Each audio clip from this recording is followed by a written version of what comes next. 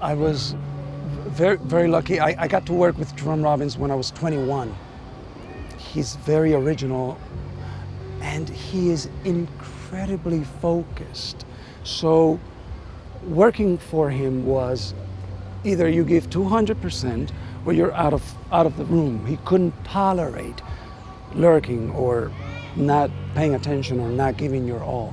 I thought everybody was like that, and I learned to work like that, and then you realize he's a very special man. He sees everything. He has a clinical eye. It's pretty remarkable because he's right there, you're in the room, you're rehearsing, you're in the back, and you think he's not seeing.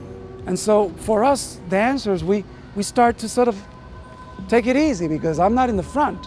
And he comes to you and he goes, you know what? You can be seen. But he says it to you in a way that you get it. I mean, he was a very curious man, and he studied the art of acting very closely.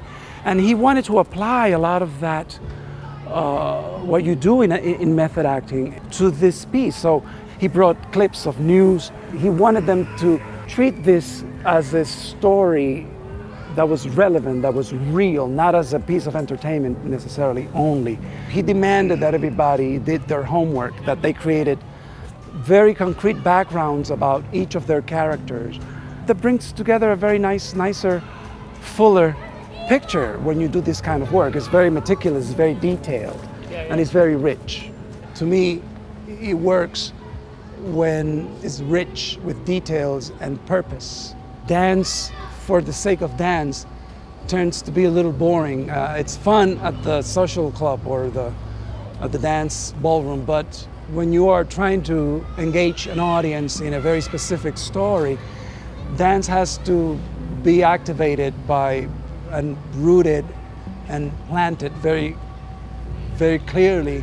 The moment the dance just becomes adornment, you stop caring. He says, I don't want you to dance like a happy dancer. I want you to dance because you have to dance in order to communicate something very specific.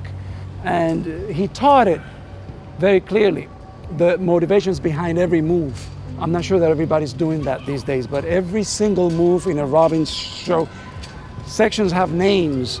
Let's do the steak, let's do the ear pierce, let's do the, it doesn't matter, he had a name, but it invoked an idea that was very clear for us storytellers to get in it and do it. I was teaching Robbins once to a group of students here in New York City in some studio, and there was a lady watching from outside, observing the class, older lady.